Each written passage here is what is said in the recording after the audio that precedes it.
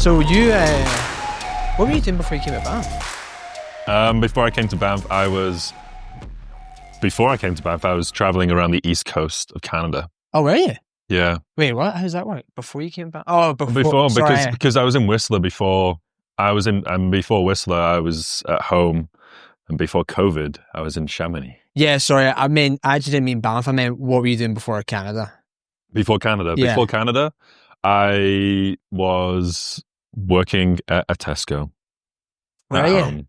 Wait, Tesco. That's one I think. Because I did my first season when I finished school. I took a year out of school. Well, I took a year after my A-levels. I enjoyed the sciences, enjoyed the maths, but I didn't want to do pharmacology at uni. I kind of got to the stage where I was meant to be going, and then I turned around and said, I'm going to wait. And I didn't go. And then I ended up waiting a year. On that year, I went to visit a friend in Teens in Badassar in France. And he was only there for 3 months, but I went to visit him for a week. And I was like, this is the life. My mum had done ski seasons in the past for Mark Warner Holidays, and she'd been like a nanny for a few, like 7 seasons, with that being winter to summer. And then after that, I decided I want to give it a go. So that following year, I applied through a company called Ingham's in the UK.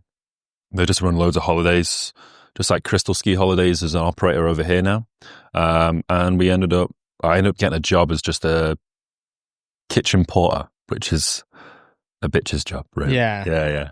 It's doing everything from cleaning the dishes, which is just the most basic, to taking in deliveries at like 3 a.m, to making soups, cakes, doing all the afternoon tea, to just cleaning the restaurant, to shoveling the snow, to doing anything anyone wants. Yeah. That was in the east of Canada? That was in Chamonix. Right, okay. I was in Chamonix. Yeah. And then after the Chamonix is the year everything went tits up around the world.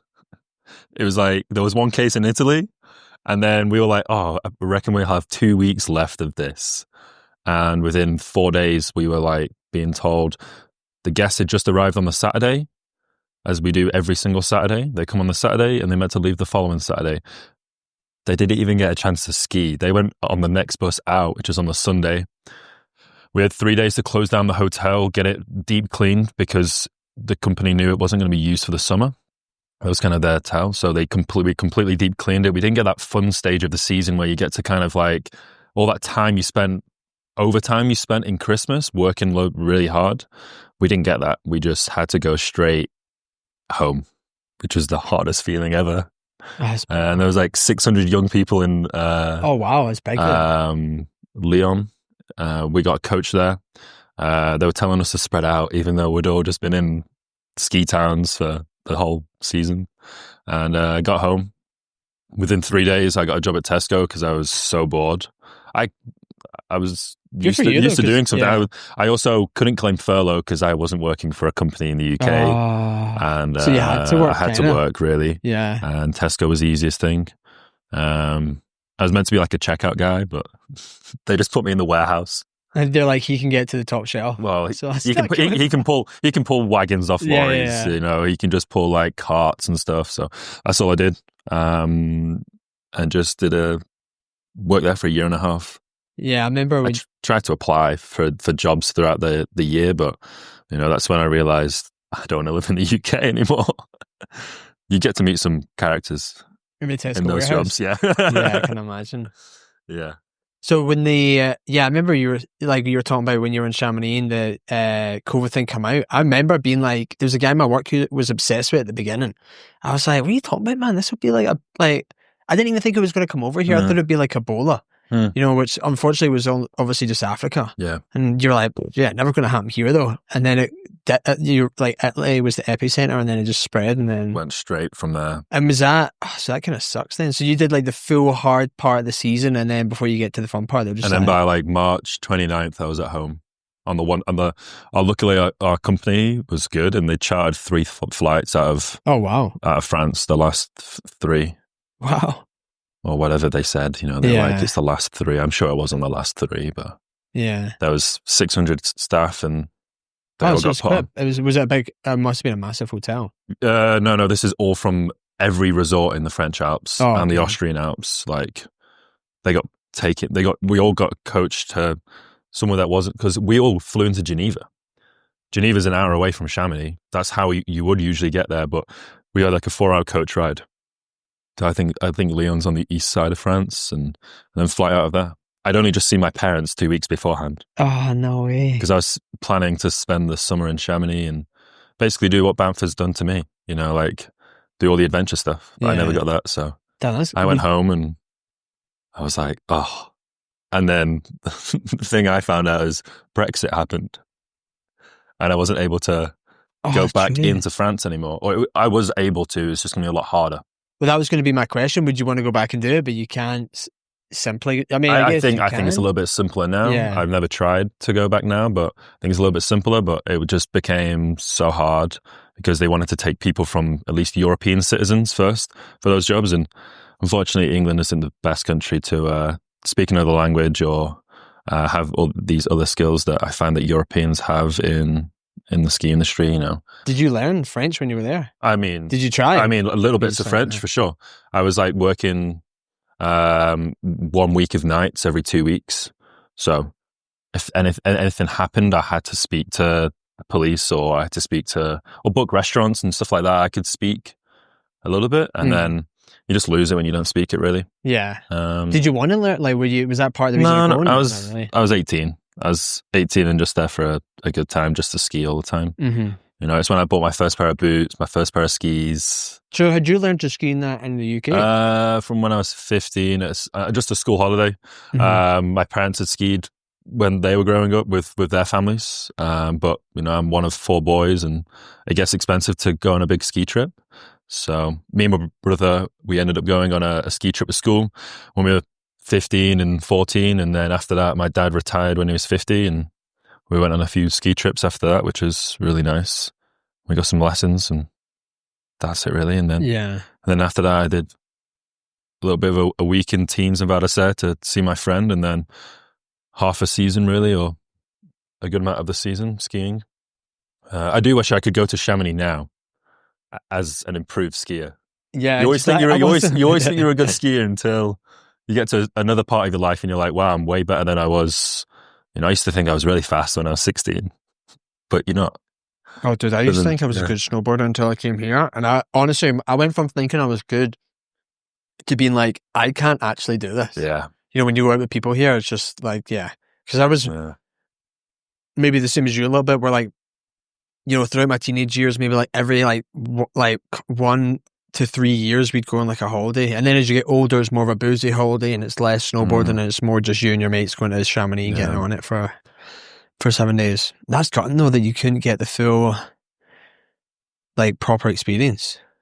But well, I mean, it got you here. It is what it is. It got me here. That's the thing. Butterfly effect. I always think that. I always think, I wouldn't have been in Canada if it wasn't for COVID happening and kind of interrupting what possibly could have been.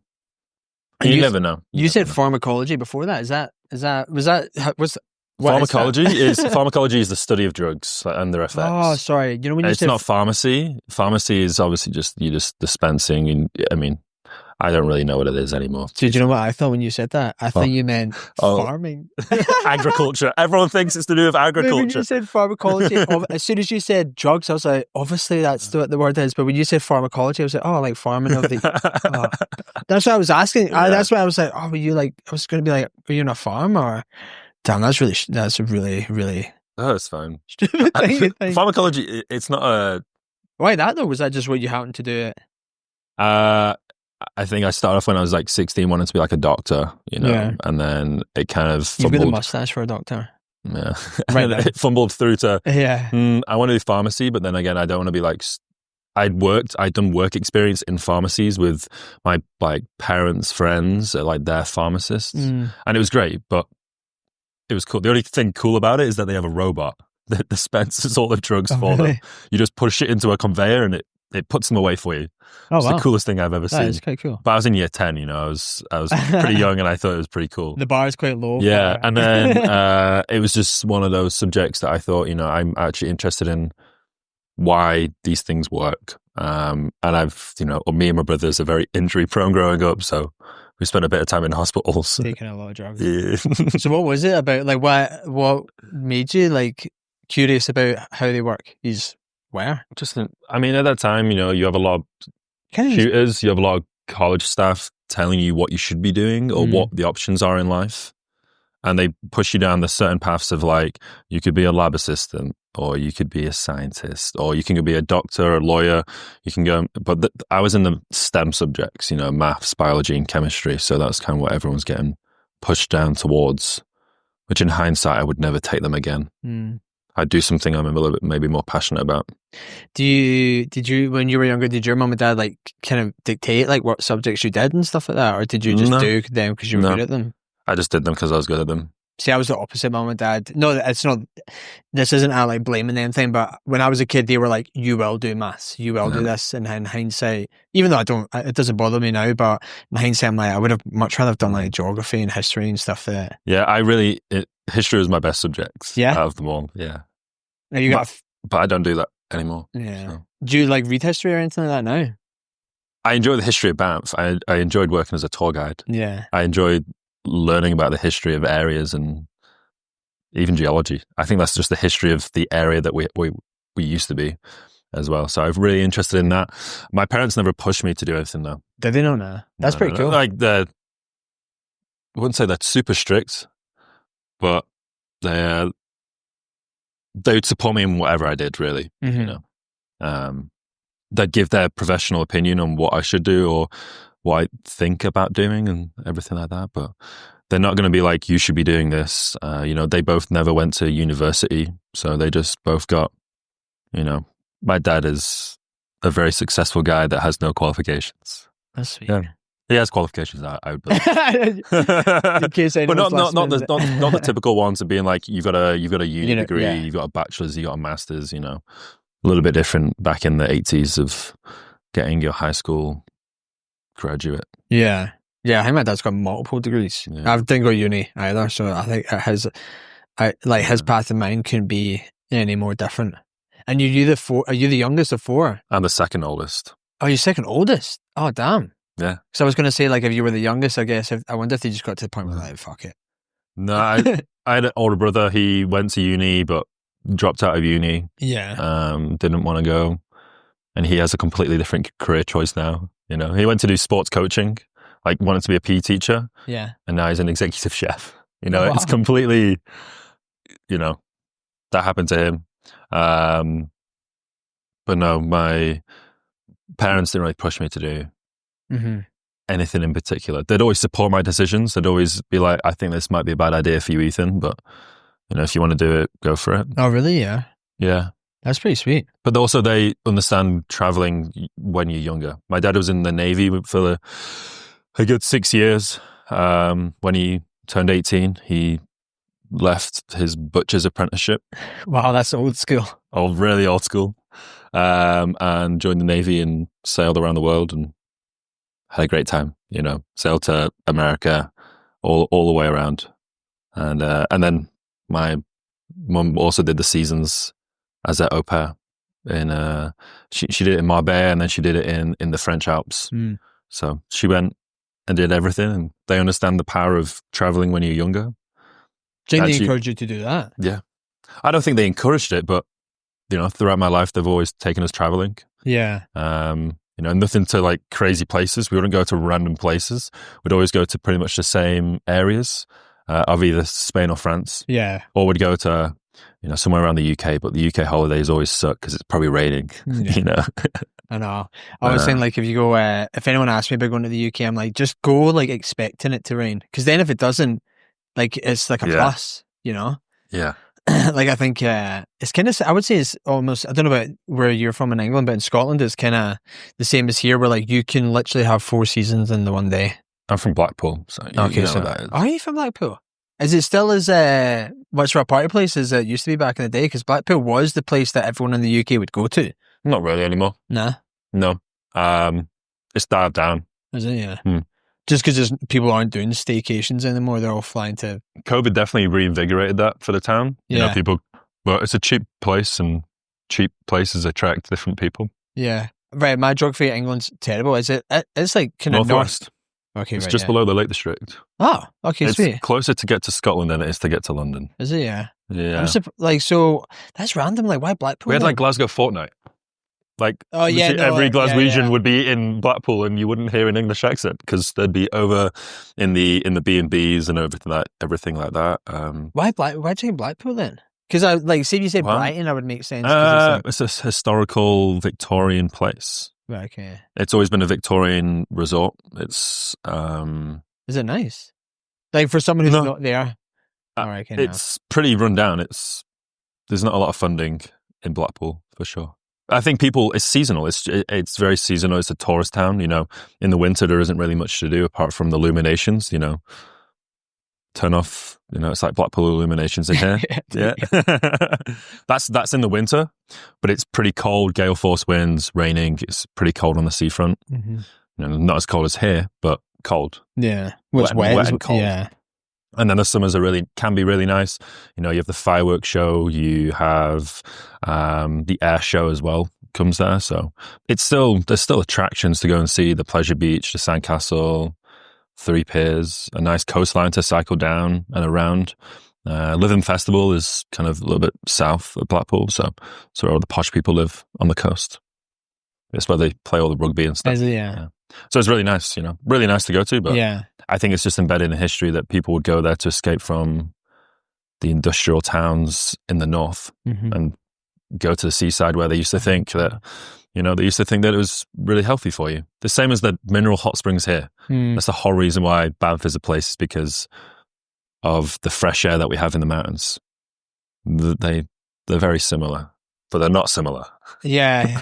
Well, I was funny when you were talking about you love history and like knowing the history here. Like, I probably know more about the history of Banff than I do about the own place that I'm from.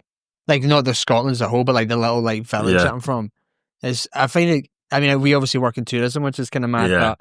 But yeah. So it's kind of sounds like you didn't have a career where you were like, I'm doing this thing, and then you kind of had the sun change. You were always kind of open, and then it just transpired. I think also, well, my plan after my first season was to go to university after that. So how did that change then? Just because COVID? Because COVID happened and it didn't make university attractive anymore. You know, speaking to friends who were like sat in lectures like at home, you know, you're paying that tuition fee just to be inside. And I didn't really want that in life. Yeah. At all. I wanted to, at least if I was paying for it, you know, go to a campus instead of everything being trapped online, which would be kind of one of my worst nightmares. But yeah, I think that's different in Scotland as well, because you don't pay for it. So I think a lot of people would be like, I don't know what to do, so I'll just do uni anyway. Go to uni, yeah. Because if you're paying for it, then you're like, right, I'm not putting thousands of quid into this thing, and then I also didn't want to take.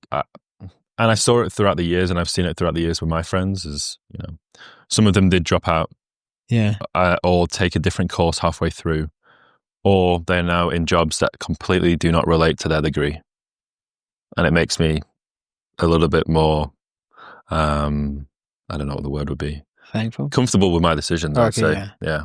Because I mean, I'm the same as you. Like, I know so many people who I actually have friends who have like do their degree as a career, but I would say the majority of people don't. You know, and I think it's because like, mate, trying to pick what you want to do like that's such a young age. Like, I'm like early 30s now, and I'm still like, right, well, I guess I enjoy this thing. Yeah. I don't know if I want to do it forever, but like saying that to like a 16-year-old to pick your subjects to go to university to then. I think that's mad, because you like change and grow so much as people as you grow up. Like, how you? And I think academically, you know, I think people always think you have to go into academic roles in life, whatever that may be. But you know, my brother, he's gone. My youngest brother has gone a completely different direction, and he doesn't do, you know, anything he really wanted to do. Right. But he really enjoys his job. He gets to work with his best friend, and he does a lot of photography and videography and media, a lot of producing music and stuff like that. You know, does he? Yeah. Yeah. Anything I would know or have heard? No. Can I find it if I look for it? On SoundCloud, yeah. Yeah? Yeah. Is it just on SoundCloud or? Just on SoundCloud, yeah. But he's trying to get into the events world of some sorts, but his friend has a fashion brand. that he runs as well, Oh, that's pretty cool. which is good. It's cool for him. And then my youngest brother has just started a joinery apprenticeship, Wow. which is kind of what I wish I got some advice on doing a trade. Yeah. Yeah. That's the one thing though, like, so I did a trade in mechanical engineering. And the whole point I did it was because everyone's like, it's so good to fall back on, which it is. And it definitely has helped me. Like, I remember I've had random jobs because they're like, oh, we're an engineer, like help us with accounts for like 2 weeks. But I've never ultimately fallen back on it. It was like the one thing I would say though is like doing a trade, I would assume is universal. Do this like, because it's such a working class job and you're literally the like lowest rung of the ladder. Like you have to, develop a thick skin and also develop, I would say most people get a super good work ethic. Yeah. Because it's so like hard manual labor. Yeah. Whereas if you go straight into an office job, like, dude, my job is cushy compared to what I was doing as when I was in the mechanic thing. I think doing those jobs definitely teach you good work ethic, and what other jobs are out there could be worse, you know. Oh. Have you ever done construction? Dude, it's the worst thing I've ever done in my life. Genuinely. But I look at the guys outside in the winter fixing the drains or fixing the mains around town, and I think, wow, I don't want to be outside when it's, you know, -20 and everyone's freezing their balls off. Yeah, I mean, you know, I'm sure they get paid well, but yeah, I should clarify when I say construction, I mean I was a labourer, which is again the lowest rung. But I remember we were building a couple of years ago. Me and my mate worked for a construction company in town, and we were building the Lake Louise the gym in Lake Louise, like the 24-hour gym. They were there. We were labourers on that site, and I remember like this is like the dead of winter. There's like 2 or 3 feet of snow. And the guy who's running it they were looking for a rebar, which is that metal bar they put down to like help with the foundation and stuff. And he was like, it's lying outside somewhere. So that's like a hockey rink size building. And they're like, it's outside somewhere, go find it. So mate, literally it was like, I don't even know, but it would be like at minimum like -15. There's covered in snow. So there's no like bumps and lumps where you're like that. We were just randomly like making holes in the snow. We never, like for the whole afternoon, we never found it. You never found the rebar. You know, it's just so random. I was like, why would someone not take a picture of this in the summer and be like, right, cool, when we come to this in the winter, it's going to be there. Yeah. But there was also a guy in that site where he would drive me from Banff to Lake Louise and back, right? We would, in the Lake Louise liquor store, he would buy a 6-pack of beer. This, hand on my heart, is the God's honest truth. By the time we drove back to Banff, he had drank 4 of the beers on the 45-minute drive, mate. You know, when you're kind of like, you know, he was giving me a lift, so I'm like, you know, not wanting to say anything, but at the same time, I'm like, is this worth? I mean, he's probably he was your height, but like a bigger lad, so maybe I just consumed it. But yeah, it sounds like you had. So your parents were kind of like open to you traveling. To a certain point, yeah, they definitely. Are they desperate to get you back now? No, like, oh, okay. They've. I think they've understood, that you know, this area is probably more suited to my interests and hobbies. But they definitely said, you know, by like 25, you kind of want to be on a career path of some sort. What age are you now? I'm 25. Oh yeah. Well, you just said that's when you should kind of have like, you know, you kind of are though. Shit figured out. Which I do have shit figured out. So yeah. I don't mind it. But he definitely said, you know, he said it to all my brothers, you know, by 25, you kind of want to be like, you've had your fun. Now you need to be kind of working towards something. Doesn't mean you have to have like a house. It doesn't mean you have to have like something crazy set up, but at least knowing what you want to do, which I think that's what has bought me the time of traveling around. And I've really enjoyed it. Did you feel like you know what you want to do? Or you have like an idea? I think it changes all the time. The problem is you move to a different area, or, you know, I never thought I'd be driving buses. If you spoke to me 2 years ago, I probably don't think I'd be driving. Dude, that was one of the questions I was going to ask you, is like that, like becoming, I'm the same as you, that's why, like becoming a bus driver. No, never. It was never I never drew that. Has anyone called you bus driver, like directly, like referred to you as a bus driver? Maybe. Because I had it, sorry, I was driving I was just driving a bus like kids from Calgary to here for whatever reason. And one of them shouted down at me, they're like, Mr. Bus Driver. And it was like one of those moments in life where I was like, wow, I never thought Yeah, I I thought would you'd be hear that guy. someone. But yeah.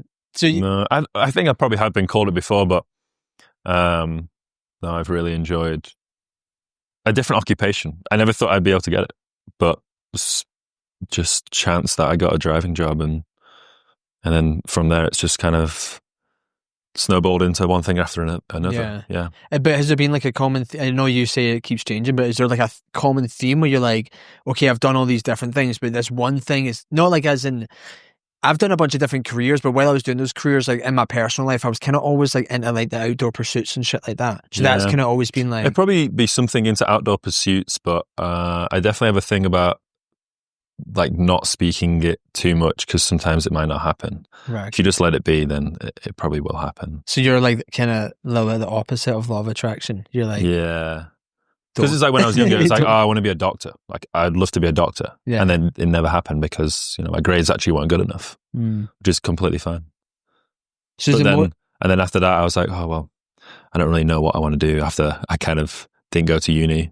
Then I thought, I moved to Whistler after the first thing I came is moved to Whistler, worked as a lifty, got to be involved in like the operations. And I was like, I want to be a ski patrol. I want to be a ski patrol. These guys just get to ski around the mountain, throw bombs, and have a pretty cool life. And I still would like to try that.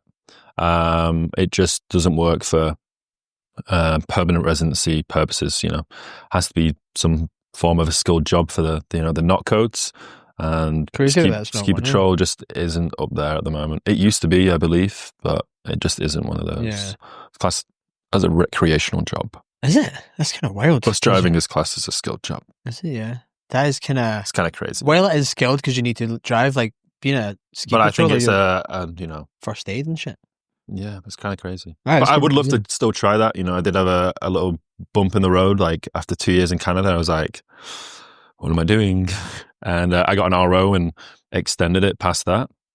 And I thought initially I was going to go home and, study to be a paramedic, because I thought maybe that's what I want to do, but I wasn't completely sure on it, so I didn't go for it. Yeah. And I also didn't want to give up this life. I really enjoy this life, and I think I can make something work out of it. But I kind of want to sort residency first before I pursue any other careers. Yeah. I mean, not that I'm fucking trying to be a detective here, but the pharmacology to like doctor to ski patroller to paramedic, like it sounds like that's kind of like... Yeah, I would love to still do something in that, realm. Yeah. Eventually maybe search and rescue, but you dive deeper into these jobs and you realize how much experience they actually really need.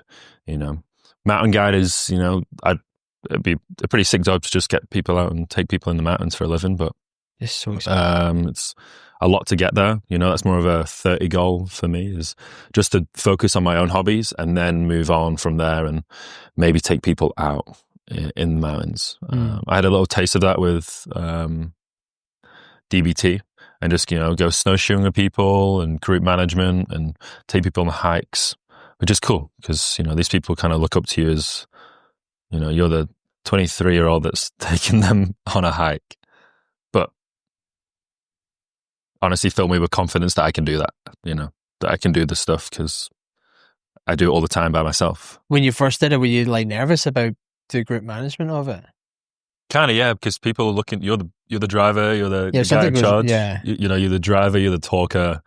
People are also paying for this product as well. You kind of have this imposter syndrome, thinking, I shouldn't be here. Like, I've only just been trained, but they don't know that. So don't let them know that.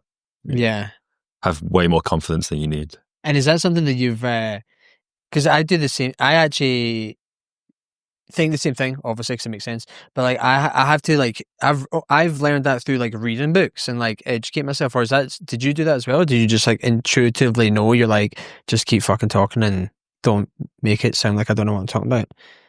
Because I've read it and I was like, that makes sense. I think sometimes my dad has taught me the gift of talking to people. Has he? Yeah. Yeah. Is he a chatty Cathy? He'll talk to anyone in a bar or a pub or anywhere, really. He'll talk to anyone. Yeah. And he can make you fall asleep, Just talking you to death. He can talk you to death. But is he like, good to talk to, or Yeah. like you get to a point where you're like, oh god. But I think it's all about being personable. I feel like as long as you're personable towards people and you can somehow relate their experiences to your experiences, even if they don't link completely together, you know, you can talk about one thing and they can talk about another. But if you can try and bring that together, then they feel a bit more connected to you. I think people are always interested in what I found is like your life. You know, they see you as this young person in Canada, which is very far from home. And some people just love learning about you. Sometimes it's not even about the tour. Sometimes it's just a bonus that you're walking around. People, you know, older people definitely love that as well. Because they see their grandsons in you, they see their sons in you, which is really nice. Yeah. Yeah, I've definitely had that where I've done driving tours, and exactly what you say, people won't even talk. I'll be like, oh, so this is, you know, like the exit to Sunshine and blah. And they're like, so what's Glasgow like? And I'll be like, it's funny. I remember one time I was doing a tour and there was like, it was quite small. So there was like a couple behind me and then another couple like just behind, and I was talking on the microphone, but I was kind of going between the microphone and chatting in private to this group because they were asking me about Glasgow, but obviously I was doing a tour. And then I think at one point I'd forgotten, and I was like, and the microphone was talking about like restaurants in Glasgow to go to. And I think even though it wasn't a lot of people, I think the rest of them in the back of the van were like, what the fuck is this guy talking about? He's like, we're in the mountains, and he's like, you know, so if you go to eat Italiano, it's like really good. But yeah, I think I definitely had that imposter syndrome, but you sounds like you kind of like it.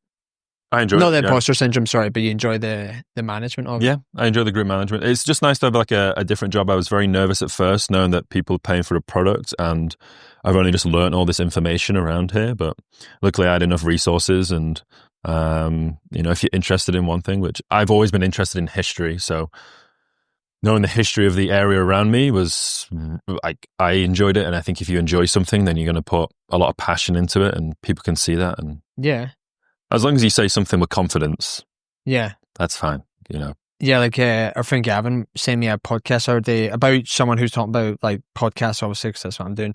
And the person was effectively saying like most of them are successful because whoever's doing it has a genuine interest in they have a genuine curiosity and interest in the thing of whatever they're talking about.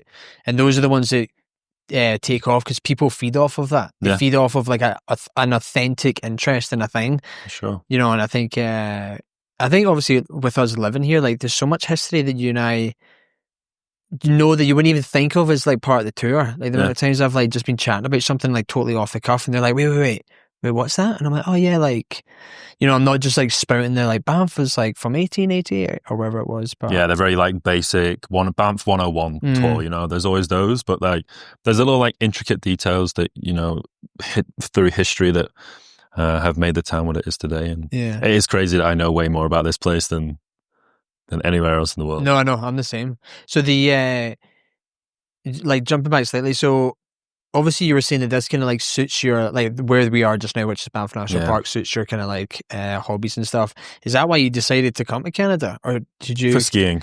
Oh, was it literally just for skiing? I enjoy skiing. I mean, that's it. Honestly, the basis of everything is I enjoy to ski a lot. Right. Okay. I enjoy just being in the mountains, and I've enjoyed from just going to different resorts in Canada. I definitely enjoyed Canada a lot more than Europe. I think that people speaking English really helps. You get to really be part of a community that, you know, in Chamonix, it was a very English speaking community, and then a French speaking community. And then there was a gifted that can speak both. But here, everyone talks to everyone, and you can talk to pretty much everyone, and you can get around, which is really nice. And this area definitely suits my hobbies, my lifestyle. So your hobby, so were you I know you rock climb now, did you do that back in the UK? I did a little bit when I was in Scouts when I was younger, which is why I have the outdoor pursuits. You got all the badges? I do have all the badges. Yeah. I was there till I was like 17, 18, but I think it depends on like who your scout leader is. You know, we had an outdoor pursuits teacher as our leader, so he doesn't want to do any of the arts and crafts with us. You know, he wanted to do the sailing, the kayaking, the drop us in the middle of the Lake District and find your way home kind of vibe. Did you ever do the Duke of Edinburgh? Was that a thing? Yeah, but it's probably the same thing, kind of. I think that's just something that people just do, and they think they've done a lot, but it's just the Duke of Edinburgh. That was me. It's just walking. It's just walking and camping. Yeah. It's pretty good. It's pretty good though when you're 15 and, you know, there's no one around to tell you what to do, and you got to figure out for yourself. Mm. You become a lot more independent, which I definitely found, coming out here, like, you don't think that you have all the skills, but I've built a fire before. I've gone wild camping before. I've never been in territory like this where there's animals that can kill you, And that's a completely different thing I had to learn. You're not just in the UK now where the biggest thing you got to worry about is badgers and foxes. Yeah, I remember when I came, I used to think the Highlands of Scotland was like the wild, which it is, but it's like, then you come here and you're like, no, this is the true wild. If you don't have like a base level of anxiety that something might kill you, it doesn't feel as wild to me. Now when Cass and I went home for like a couple of weeks ago, Mum and Dad live in the countryside, so it's not like the Highlands, but it's still like forest and stuff. And we were walking through, I was like, oh, don't need to worry about anything, really, apart from getting lost. You know what I mean? It's just, it's a different ball game. It seems over here. So, over here, it's nice. I do. Rock climbing, I've always dabbled in. Definitely when I turned 18 and started traveling and drinking. And just being a young person, I kind of wasn't really interested in climbing. I wasn't really like, this is my thing. I had friends that still really liked to do it, and I'd go out periodically with them. And then it wasn't until really probably like 2 years ago, a year and a half ago, that I started rock climbing fully again and completely just diving straight into it head first. Yeah, because it's like you, kind of Bobby and Max, it always seems to be. Always. But JM was saying you do like quite a few solo like alpine stuff as well. Not like rock climbing, but like when I first moved to Banff, I did just solo hikes by myself. If no one's going to do it with me, then I'm just going to do it by myself. My mum would hate me to know that I do that. She hates that I go out on my own sometimes. No, mine's the exact same, yeah. But like Mount Ishbel, I already had been up there previously, but we didn't complete it. So I thought I'm going to go back before the end of season and do it by myself, which I really, I really enjoy. I mean, in the moment, you're shitting yourself. Yeah. I'm not going to bullshit and be like, I was calm as a cucumber. I know that if I fall here, I know that by 6 p.m. someone's going to notice that something's wrong. You should get a text by 6 p.m. that I'm back. Yeah. And then they're going to find me after that. But it's not like someone's going to do anything about it. Have you got an inReach or anything like that? No. Would you get that? Oh, yeah, I would get one. Yeah. I just haven't got one yet. Yeah, that's fair. Usually I'm out with people that do have one, but don't do like crazy soloing. I mean, I'd say I soloed up a Cinnabon, but that's a pretty straightforward climb. And we didn't need any ropes for that. Mount Cinnabon? That's the mad, like, triangle peak. You rock climb to the top of that? Yeah. What? Yeah. You're saying it's like a fairly easy route? I mean, it's not easy. It's a scramble that if you fall off, you're dying. Right, okay. But just don't fall. Really? Yeah. Wait. I think it's a 5-4. You're talking about Mount Cinnabon, which is like the highest one we can see around here, and it's that bad light track? Yeah. What? Yeah. I thought you could only rock climb up that. Obviously not, because you've done that, but... I mean, it's classed as a rock climb. Is it? Dude. But if you just... So how... Depends if you choose ropes or not. Yeah. We took ropes with us just in case we needed. There was only 2 pictures. But you can also rock climb. So I imagine if there was a point where you're like, we have to rock climb here, we can do so. But that would be traditional rock climbing. There's no bolts in the wall to clip onto. What's the scramble like? What's it like? The scramble? It's honestly, the first bit is like in a big scoop. It's like a bowling alley. Okay. Like you knock a rock down, and if there's a party below you, then it's going to pick up speed and it could potentially hit them. So you got to watch every step. That wasn't the most fun coming down, because on the way down, you're just pushing this off. And on the way up, it was fine. It was you're in the dark on the way up. So you don't really know what's going on, really. Yeah. How is that? That sounds mad. Then climbing through those 2 bands, which are quite scary. Right. To climb through, What were the bands? Of rock, obviously. There's a red band. They're just red. Okay. They're just, one of them's red band, one of them's the grey band. And why were they scary? They're just like that. They're just really? They're full of choss, which is like the shit rock that we have around here in the Rockies. Everything's stacked on like dinner plates, basically. It's like having forks in the middle of your dinner plate, trying to stack them together. But all these slabs just pull out. You test them first before you really yank on them, but it happens around here, especially with the 3-4 cycle that we have.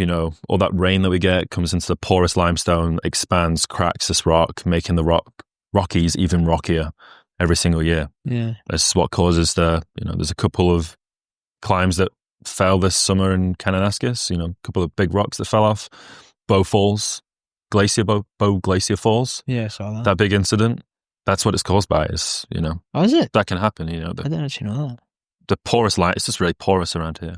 That's that thing's mad. We're like, I think we obviously live in like physical terrain that is like more prone to stuff like that. But I still think that's mad. Where like obviously the Bow Falls collapse, I don't know what you would call it, of the rock, and then like Mount Athabasca was the same. Like I did Mount Athabasca this summer with my work, and I think it was like you went to the top of Mount Athabasca. Yeah, it was sweet. Crazy. Which side did you go up? The AA Col?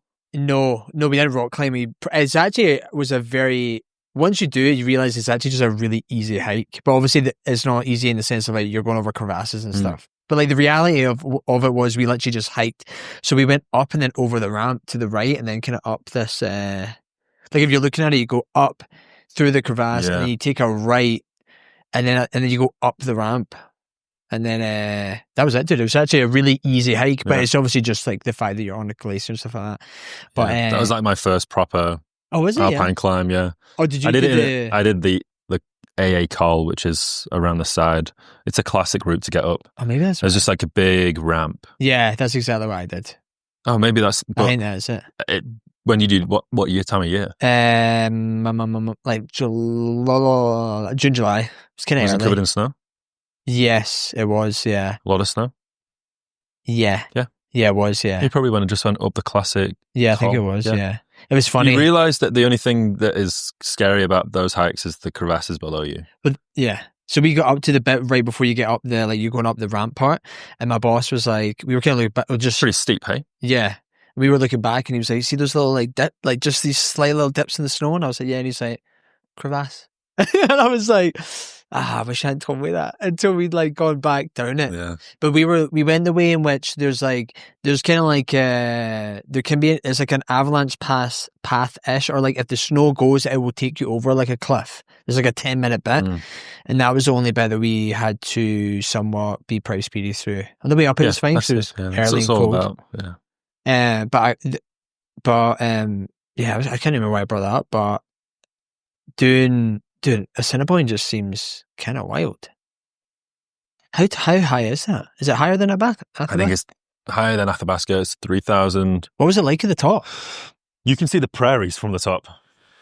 Honestly, super cool. You can see the bugaboos. You can see you can see all the massive mountains around. Amazing to see it. I know, like, obviously it probably won't be this, but like when I look at it, I imagine that the top it looks like this tiny little bit at the top. Oh, is it? It's huge. It's just as wide as this room. Oh, is it? Okay.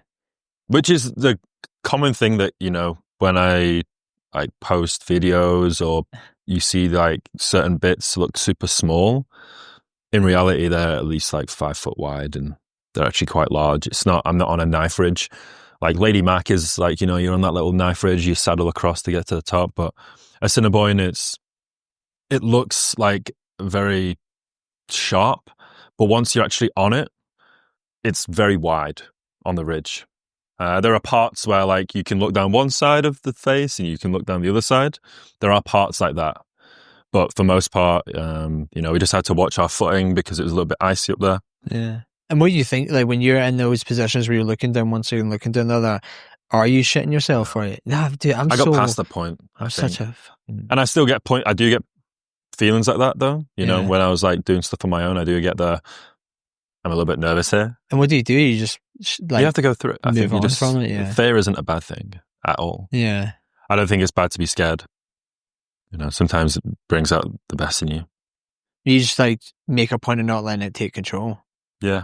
And do you do anything to like... Because if I panic more, it's not going to help me. Yeah. I'm still in this predicament where I've got loose rock around me and I still have to...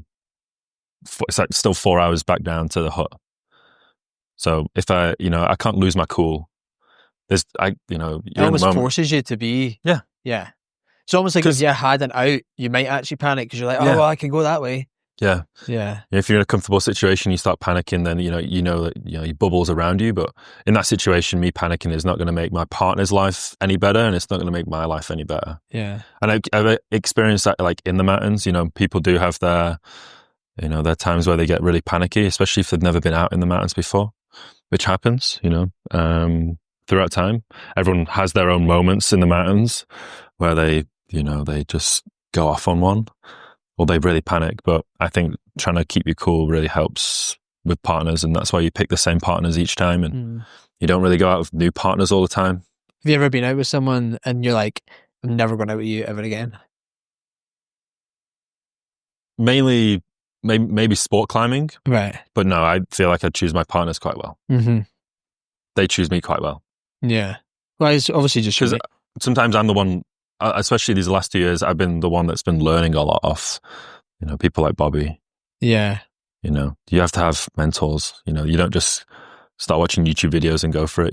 You're both learning it at the same time, but there's always someone that takes a little bit of the lead on certain missions. So could you? I mean, it sounds like you obviously got a real enjoyment out of that. Like, could you somehow combine that, like weave that into like a career with? See, I would love to weave that into a career of mountain guiding, if that could be a thing. But I know that I need to focus on getting a PR or residency first, and then I'll focus on doing a different career like that. Where are you at with the PR?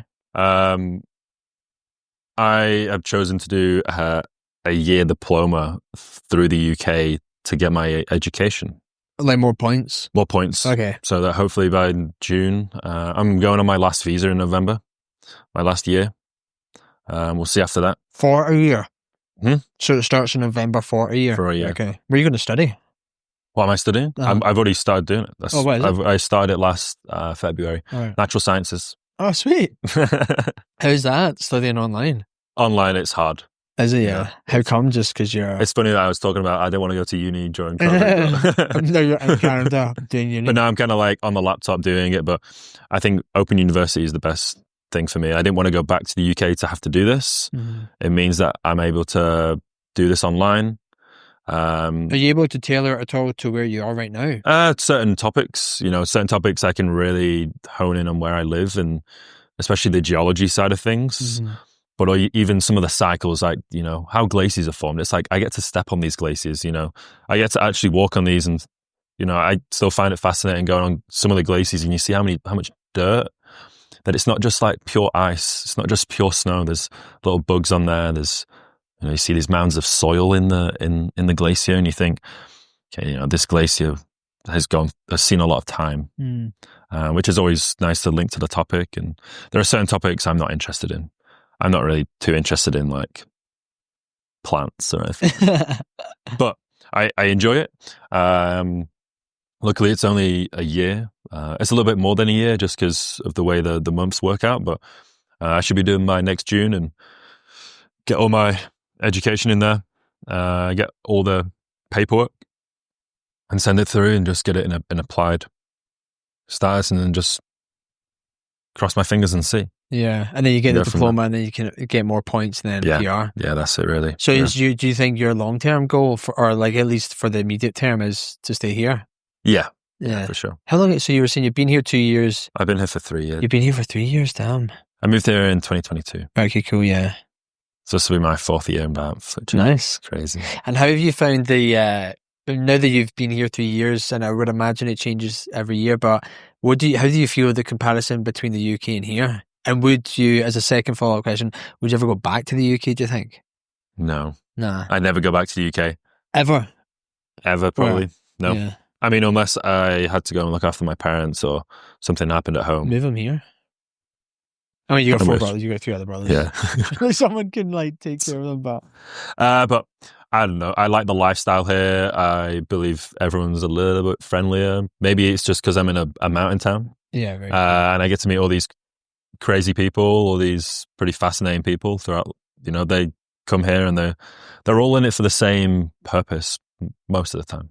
You meet people that are just here for a season. That's great. I remember when I used to be here just for a season, and some people that's just part of their life. But you meet some people that are sticking around here, and you meet some really good people, I think, as well. To get all the way to this point, you meet great friends, And then from there, everyone wants to get out and do things. People, I'm sure I could have found people back home to go and do these things in the Lake District and in Scotland. But over here, you go to the bar and you meet like 5 people that enjoy going hiking at least. And then from there, you might find one person that really likes to go rock climbing. And everyone's in the valley there's a lot of people in the valley for the same reason. It's just to be outdoors, just to get out there, enjoy life. Yeah. That's what I kind of thrive off, People just being, I always try and sometimes say this to some of my friends, but, I've never been like depressed when I've been in Canada. I've been stressed but I've never been like completely unhappy. I've been stressed about certain situations, what am I going to do in life and all this, but I've never been to a point where I'm like, get me out of this, I look at the mountains, I go, beautiful, Sweet, yeah. Just walk to the shops. You walk out of IGA and you're like, wow, I know. I can't be that unhappy. I get to live in this beautiful place. And then working in the tourism industry, people come on these vacations of a lifetime. This is the one time they'll spend 3 days in Banff in their entire life. And you get to be a part of it.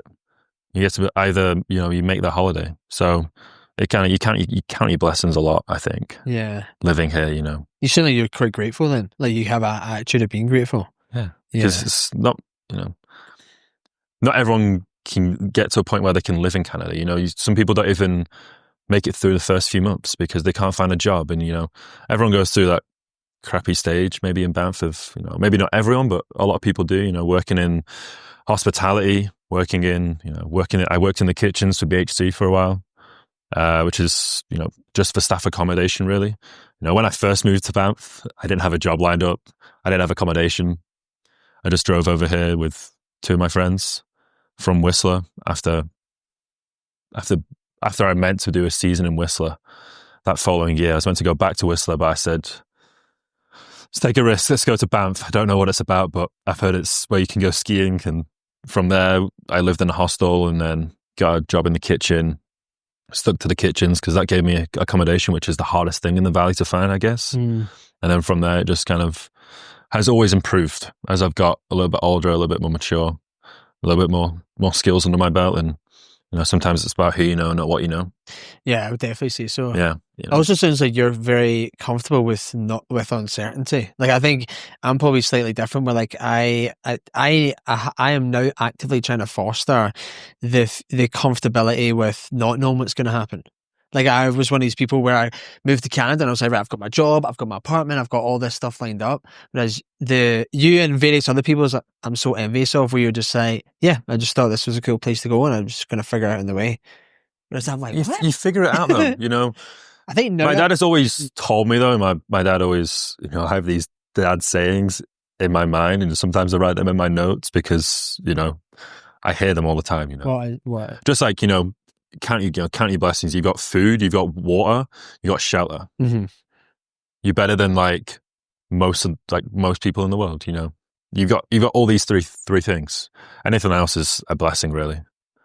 It's the kind of way I think. Yeah, 100%. If I have a place to sleep for the night, then that's great. If I have some water, I have some food, I've got more than most people in life. Yeah, and then I get to buy all these expensive toys and go climbing and go up to the top of these mountains. There's no purpose to go to the top except I just want to see what the view is at the top, or be able to look at that mountain and be like, I got to the top of that. That's really cool.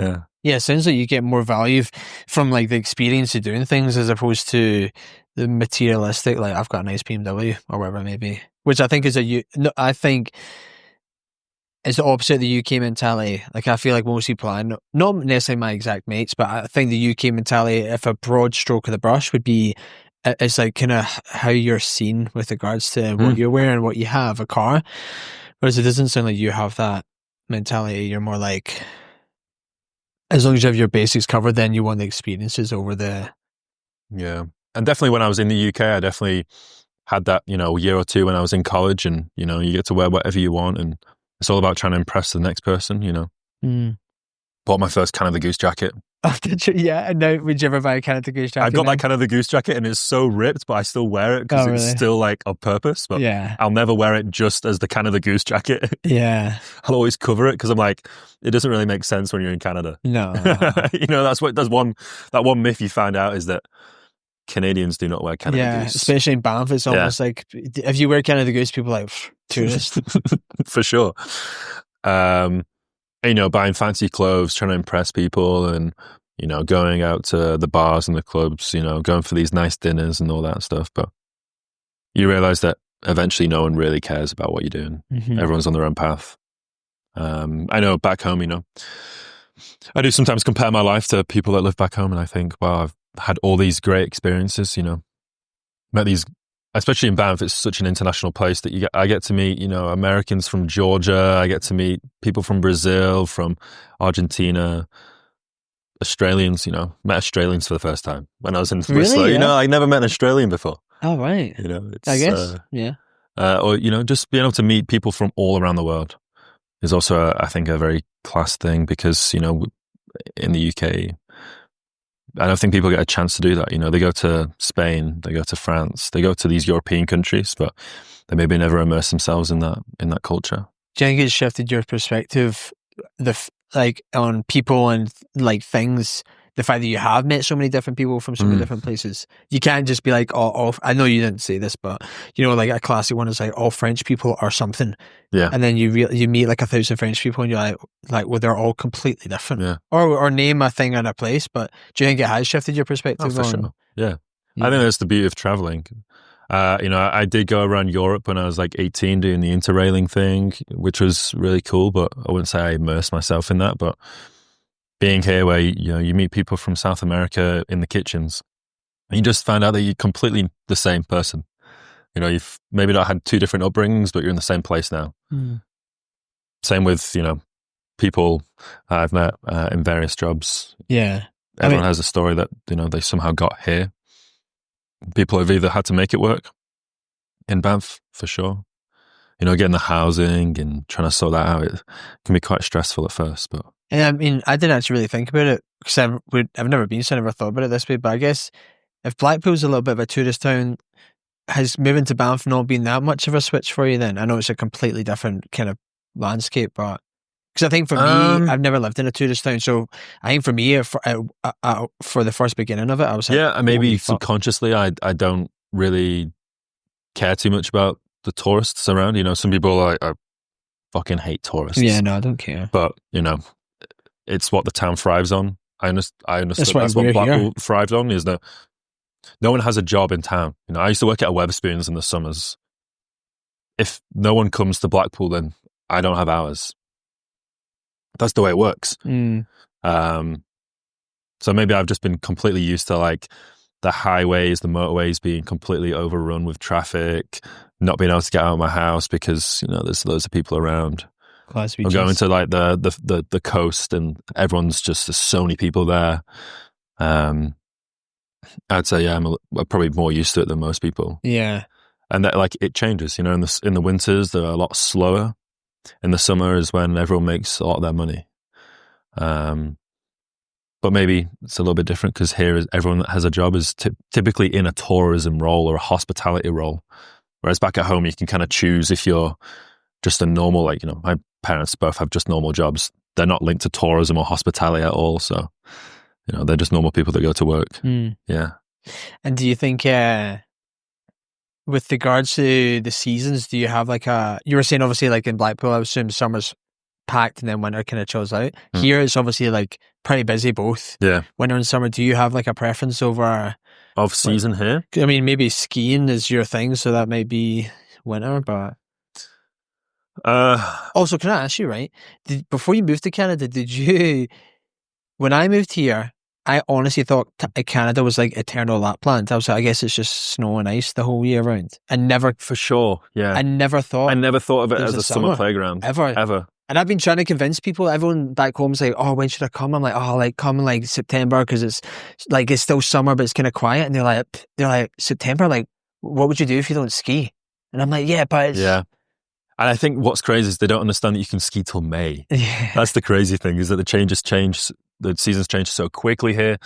If there was a favorite month in the year, and I'd have to pick 2 months, it would be May for skiing, and then September for just being around the Rockies. I think they're the most two beautiful times of the year. Yeah. I definitely would say I'm a little bit more of a winter person, but I appreciate the changing of the seasons. It makes you appreciate, like, I appreciate the winter. We get a little bit more time to have some more sleep. It goes darker a little bit earlier. I'm going to sleep a lot earlier than trying to go to sleep at 9:00 when it's still light outside till like 11:30. Yeah.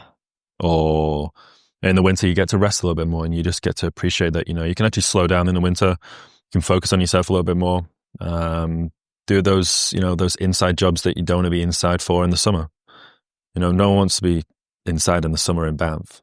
Especially not me. I want to be outside as much as I can, trying to maximize every little ounce of time that I have on my hands to either go for a run, to go for a climb, to just be in the mountains. I pay all this money for visas and insurance and everything else that this brings. I may as well make use of the area that I'm in. Yeah, there was a girl that Cass worked with like a couple of years ago who Cass was saying to her, like, she was like, mate, I'm pretty sure this is, I actually need to fact check this, but I'll ask Cass later, but I'm sure the story was she worked with this girl and she said to the girl, like, oh, the river's like really nice or whatever. And the girl was like, what river? What are you talking about? Cass was like, the river in town. And she was like, there's a river? Mate, she just only had, like, Cass said, yeah, like, have you not, like, been out? She was like, nah. And she was like, what'd you do in town? And the girl was just like, oh, like, I'm working and, like, go out. But she was like, oh, like, do you do any, and this isn't to say that this is wrong, by the way, this is just obviously someone else's life. But she was like, do you know, like, go hikes and stuff like that? And she was like, nah, not really. So she came to Banff and she was just like working and going to the pub. And the reason I'm bringing that up though is because you're saying about like doing stuff like when it's light, you want to be out and making the most of it. And you can drink anywhere in the world. Yeah, no, I know. You can and literally drink anywhere in the world. Yeah. And that is, I wouldn't say it's a major pet peeve, but it definitely is a pet peeve when I think, you meet people who are struggling for accommodation and they really want to be here. They really want to do the skiing, the outdoor stuff. And it's not to, I'm not to say these people shouldn't be doing that or shouldn't be not doing that. I think everyone obviously has their own choice, but if you're paying quite high rent for a place in Banff and you're paying the high groceries and, that imaginary mountain tax that, we pay on everything that comes in here, why not make the most of this area that we're in? Yeah. I know it's a beautiful area and, fair enough if, you have your own life, but I really don't understand when people don't do the hikes, they don't do the walk, even just a simple walk down some of the trails that we have around here are really nice to do. And the drinking side comes with towns, every town has like some part of a nightlife. And in the winter, I guess there's less things to do apart from, go skiing and then go to the bars in the winter. But I've definitely met a few people, my first housemate in Whistler would just game all the time, wouldn't go out skiing, but just have his desktop on the top of the bunk bed and just game the whole time. So why did he go Whistler? He wanted to move away from home, Toronto. Fair. Yeah. How have you found living abroad? I love I love that I'm independent. I love that my parents don't really know what I'm doing. I speak to them all the time, but they don't know every single movement that I have. When I was living at home, they're going to be like, "Oh, where are you going now?" It's like none of your business. But I wouldn't say that. I would never say that to them. I'd have to tell them where I'm going. But you'd be thinking none of your business. But you'd be thinking none of your business. I'm not going to say that to my mum or dad, but that was funny. Definitely enjoyed the independency. I feel like, but also it's also you start to count your blessings, which I think compared to my brothers, I have definitely started to appreciate my parents a little bit more. The time I get to spend with them when I'm at home, but also the time I get to spend with them on the phone as well. You get to appreciate them doing, your dishes for you, making your dinner every night, doing your laundry, driving you to places. All that stuff that when you move away, you're like, wow, I don't just have someone kind of waiting on hand and foot, making my dinner every night for me, which I wouldn't always get my dinner making for me. I'm not one of those people, but a lot of the nights, my mum would always have something ready to serve. And then when my dad retired, he had loads of time on his hands. So yeah, he always had time to make stuff or pick us up. Yeah, remember when I moved out to a flat and back home that was 20 minutes away from where I grew up, right? And I went home because I worked for my dad at the time, so I actually drove past my mum and dad's house to get to work. So that as well, right? So I moved 20 minutes away from mum and dad's house, worked for my dad, right? Went home every night for dinner, took my washing home, and I was like, how independent am I? And I was like, I was honestly, and I'm being deadly serious when I say that, I was absolutely living in a fantasy land that I was this independent grown up, and then I moved abroad. I wasn't actually Canada. I came to somewhere else. It was Australia, but yeah, maybe that independence kind of like almost actually shocked me at first. And be like, oh God. I was like, holy fuck. If I want to eat, I have to go make Yeah, dinner you for have myself. to. Yeah. Back in. And everything else that comes with it, you know, like finding a place to rent, you know, just little things like getting insurance for yourself or getting your own healthcare, sorting out your healthcare, you know, going to the registry, you know, all these little things that, you know, probably would have had help with at home. You know, I'm now just a fully fledged adult that, you know, has to do it on their own, which I think some of my brothers could have learned or still can learn by leaving home, but they still live at home, which is completely up to them. But I don't think they understand how lucky they get it. Yeah. You know, they get, especially just getting your groceries paid for, you know. I feel like I eat a lot all the time. And I wish that my parents could pay for my groceries, but that's not the way it is. Yeah. And that's is what it is. Yeah, I definitely had a similar perspective shift when I first moved abroad about like my mum and dad. Like I'll be honest, man, I think I totally took them for granted. Like, you know, my mum and dad are amazing people, super supportive. And I remember when I was in Australia, I was away for about a year and a half, and I didn't go home at all just because it was so far and whatever. And honestly, mate, I remember like there would be days where I was like, oh, I'd literally fucking do anything to see mum and dad. So then when I went home, I had completely shifted my perspective on my gratitude to them. And the same as you, like now when I go home, like, you know, when I was younger, if I went home before I went to Australia, when I lived out, quote unquote, I went home for the weekend, I'd be in my mum and dad's house, but I probably wouldn't even really particularly want to spend time with them necessarily. Not in a bad way, I just was busy doing whatever the fuck I was doing. Whereas now when I go home, like I went home for 2 weeks just there, and I didn't do this, but what I wanted to do was like, I literally wanted to sit at my mum and dad's house for like a week and just chill with them. Like I obviously went to some of my mates, but I in the back of my head, I was like, I'd be content literally just chilling here for 5 days with them and just that's all I did when I went home last year. Went home for my dad's 60th birthday, and that was amazing to see everyone with him. And then just spending time with my mum, just going out for breakfast or I like going on walks with my parents, you know, it's cool seeing, I remember the change of me like not wanting to tell them anything and being like a little devious shit when I was younger, you know, like not telling them where I'm going and making these lies up to maybe go and see girls and be like, I'm going to see my best friend, you know. But now completely just open dialogue with them, you know. If I have a problem, I'll tell them straight away and they'll give me their professional opinion, whatever that may be, you know. I think I do look up to them a lot now, you know. I think, you know, they've managed to raise 4 boys, take us on holidays every year, give us all the things we need in life, you know, with sports, everything else.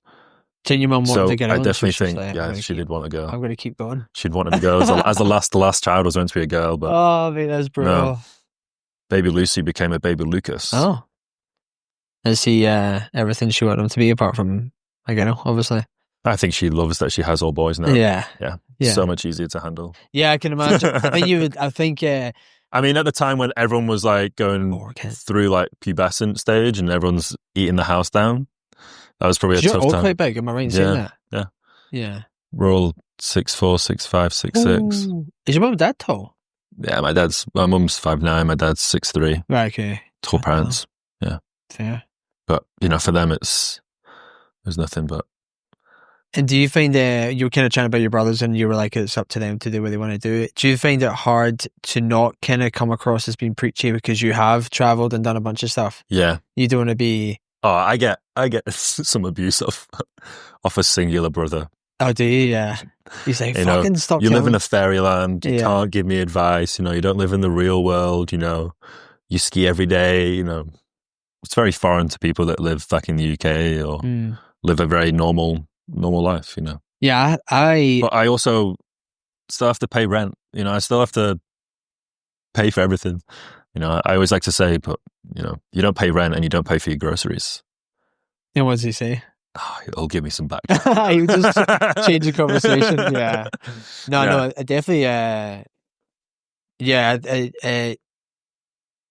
it's faded a little bit now, but when I first moved here, dude, I felt like even when I had a full-time job, was paying rent, doing all the stuff you're doing, I felt like I was living in a constant holiday. Mm. Like that's just the feeling I had. Like it, and you're right. Like I think had I talked to someone in my position before I came here, I'd be like, yeah, like you live in a bubble. Like whereas now living in it, you're like you don't. That can be a normal life. Mm. But I think to people who quote unquote maybe follow the traditional path, I don't know if your brother is the joiner that's giving you the hard licks, but No, not the joiner. No, is it no, not? no. I kind of. He's the youngest. He's 17. Mhm. I have a brother that's a year younger than me. Right, okay. So you're kind of raised as like Irish twins. Mm-hmm. You know, there's only 1 year apart, so we're dressed the same, look the same height, all that stuff. So Mm-hmm. he's, you know, got middle child syndrome. Yeah. I don't have the middle child syndrome. But the youngest brother, you know, takes advice, I'd say, and I said I would have loved if I could have done a trade. Have you told him? I told him because he definitely wants to come to Canada. You know, he Mhm. gets to see everything I do.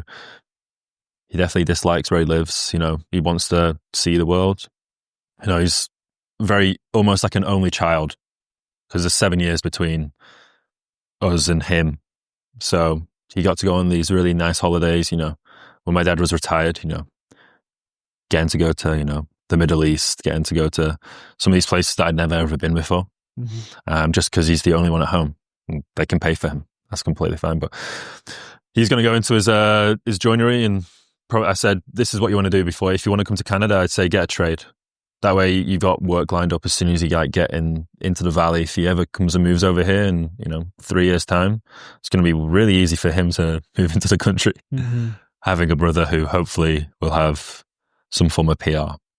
I said that, you know, that's what you want to do. You're going to have a trade, and then you can bring that over here and do what you want. Mm. But he's not, you know, he's not academic, you know, at all, really. You know, struggles with school, but got a joinery and it's all sorted out. Just passed his test yesterday for Nice. driving, and Oh, really? he's Yeah. now 17 and got wheels and can do what he wants now. Yeah. It's Yeah. funny how, like, you know, you and I are talking about living abroad, but when you first get a car, you feel like the world completely, you're like, I could drive to fucking France or wherever, Yeah. like, name a random place. I didn't think that though when I was I younger. did, no, I did think Maybe now. Now I'm like, I could drive somewhere in England for 10 hours and not be phased. Yeah. I definitely got used to the driving aspect of life over here. Yeah, I think also, again, perspective shift is, like, back home, if you drove like an hour and a half, I used to make a joke, well, here I made the joke was like, I would ask people where they staying overnight if you're driving an hour and a half, whereas here, like, Cass and I are going to go to Calgary and back on Sunday just to fucking get some stuff, you know, and time the changes. But do you think, and obviously I know you're going for your PR, so that's obviously like an immediate concern, but like with the travel and enjoyment of travel, would you go anywhere else? Not just to travel, but could you live anywhere else, you think? Or you think I'd love to travel and maybe live in New Zealand, live in Australia. I'd love to live just by the coast and just travel by the coast. I would love to do that part of my life. You know, a lot of people do that as like Canada, Australia, New Zealand, and then maybe go back home, or they sometimes do vice versa, where they go Australia and then come to Canada and settle down. But I know I've probably made a very premature decision, but I want to do all the groundwork. I've got all the groundwork in there. I want to try and get my visa situation all sorted. And then if this isn't what I want and I decide that there's somewhere else in the world that I would rather live, then that's good. But Canada has so many options and some great skiing. So why not? Yeah. You know, I couldn't see myself living in Europe. I think that'd be a little bit too hard to live in Europe, maybe, potentially. Yeah. But I don't speak any other language, which I would have to learn another language first, which is also just a hurdle to get over. Are you interested in learning another language? Potentially. I'm not overly interested in learning a different language. Yeah. I wouldn't mind trying, but sometimes a lot of things on my plate that I can't be spinning that many plates at once, you know. I'm not that naturally gifted. I can't just learn a language like that, you know. You're not some people completely perfect. Yeah. Languages is probably a difficult Oh, thing. dude, I can. Yeah, we can barely speak English. No, I know. I'm like mumbling. I know. Honestly, yeah, dude. I think I actually found moving to Canada probably has, believe it or not, improved the way I speak. Because I think in Scotland, or not even in Scotland, I think just in the UK when you grew up, you know, wherever you're from, whether it's Blackpool or Glasgow, like two things I definitely did back home. I used slang terminology way more. Like just random words that don't actually mean anything, but you just include them in the conversation. And I mumbled a lot, I think. Like, because everyone mumbles, so you all kind of realize, like, you can all understand each other. But coming here was when I was like, you probably know, like, I don't even have that strong of an accent. You've hit the nail on the head for sure. People are just like languages is, especially living over here, and maybe it's just like a tourism industry and speaking to a lot of people, but if people don't understand what you're saying, then even if you're speaking English to an English person, sometimes they don't even really understand what you're saying. Yeah. I still struggle now when I say certain words and people have no idea what I'm probably saying. I know, it's funny as well, because I think your accent's clear as day, but I mean, I'm from the UK, so it's... But, you know, someone maybe from... Even if someone's not really an English speaker and they're trying to listen to what I'm saying, sometimes you have to Americanize it or Canadianize what you're saying because they don't understand some vowels change in our language. Yeah. You know, so it's always weird getting used to. And now I go back home and I get called American or Canadian because I've changed. Do you think you've changed the way you speak? Maybe a little bit, but just so that people understand what I'm actually saying. Oh, no, yeah, I mean... And then it starts off as like a joke at first, you know. I'm just going to say it this way. I'm going to say groceries. I would never say groceries back home. Yeah. I'm going shopping. That's how you'd end up saying it, really. So yeah, it's definitely changed. Yeah. Because I think, I kind of, maybe it was the same as you, where I was like, I succumbed to saying like pants and chips and highway, and the more, I've been saying it so long, and now seems like more effort to say the UK equivalent of like trousers motorway. Motorway. Like highway does sound like it just comes off the tongue like a lot. Yeah. Quicker. But you were chatting about history as well. Do you have like a certain like topic of history that's your favorite? Also, have you listened to a podcast? It's called A Short History of. No, I'll send it to you. It's really cool. It's I definitely have to start. Yeah, it's a UK based one, so it's obviously there's a lot of like UK based. It does a lot of like worldwide stuff, but it's like I think they range in like maybe like 30 minutes, like an hour long podcast. Yeah. And they're sweet though. Yeah, I've started getting into like the history of mountaineering in the Canadian Rockies. Okay, yeah. Because I'm like, you can learn lessons from that. You know, you just read it and I always think it's crazy, the pioneers that first came to this area. You know, I just learning through all of it, but how everything has changed from, you know, going up, you know, we're sat here with all this gear here, but if you go back 100 years ago, none of this gear would have been a thing. Yeah. These cams would not have been a thing. Those nuts were, you know, early use of nuts was just on a string and a bolt that would have just been there to put into the rock. That's it. Body belays, all that stuff. I found the history of that really, really mind-blowing for myself. But yeah. Do you learn anything in history that you enjoy? Well, I was going to say there was a book I read called Switchbacks by a guy. Okay. He used to be a park warden in the national park. I'm reading that at this moment. Are you? Yeah. So it talks about the kid, right at the start of the book. Yeah, he's on a horse. Yeah. So it's Neil Cogan. Yeah. So that was the book that I read that made me do the Mount Athabasca. Actually made me do two things this summer. So obviously my job, I work in an outdoor adventure tourism company. We do rock climbing and blah, blah, blah, blah. But I've never really, I've done like the easy stuff, like gone on like an ice climbing course or whatever, but I've never done any of the kind of bigger like multi-pitch rock climbing or whatever days. And I read that book, and when I was reading the book, I mean, not giving anything away, but like he'll chat about stuff later on in the book. How him and his mate did something and they were crossing a crevasse and all, and they were chatting about it and learning about like anchors and stuff like that. And I was like, I was reading the book and I was like, this is the coolest fucking thing I've ever read. And I was like, I could literally do this. as in because I can go my work. So I think I've read that book and then didn't call my boss straight away necessarily, but like quickly messaged someone and was like, hey, can I come in these courses? And that's why I did Mount Athabasca, because of that book. But it was cool because in the book, he's like the generation, well, I think he may be like, maybe like, he'd be like our dad's age, I guess, that guy now. But he's talking about the people who he was like mentoring under are the people that a lot of this shit is named after, like grassy lakes and fucking all the other places. Like, it was really cool. You think, like, honestly, like 140 years ago isn't that far behind, you know? Yeah. Like, winter tourism only came to Banff in 1911. You know, it's only really that recent that, you know, it's only really a generation that these people were around. And maybe I was more interested in the mountains before reading the books, but now I'm definitely a little bit more interested in reading the history of these mountains around us and why they're named after these certain people and how these peaks were found and how these routes were found. You know, all these simple routes that we take for granted now, you know, this one on this face and the north face of this and the south face of this. And now we just get to go on all trails, or we get to go on mountain projects, and it's all just here on a phone. Yeah. Whereas back then, you're just out there. If something goes wrong, you don't phone, you know, Alpine helicopters to come pick you up. No inReach. No, yeah, not inReach, you know. There's so the kid, I think the kid may not be this guy, but so the guy, I can't remember his name, but the guy who owns Lake Louise Ski Resort, Charlie Locke, is in that book. Yeah. He talks about that Charlie Locke guy in the book.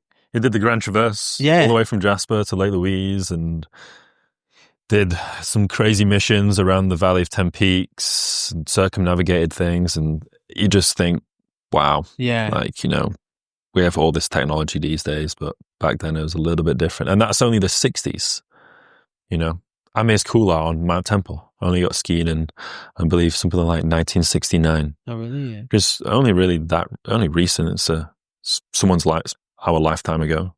Yeah, I think that's what's quite cool about living here compared to the UK as well. It's like, this is my experience living in the UK. Like, it's so old in regards to, like, you know, there's the medieval times and blah, blah, blah. And there's so much history there already. Whereas, like, moving here, like, you know, like maybe a couple 100 years, like, it's not really, I feel like there's just so much. I think when I first came here, the fact that there wasn't a ton of history is like, yeah, but there's no history here. And then you realize that you're kind of not, there is history, and you and I aren't that far disassociated from it.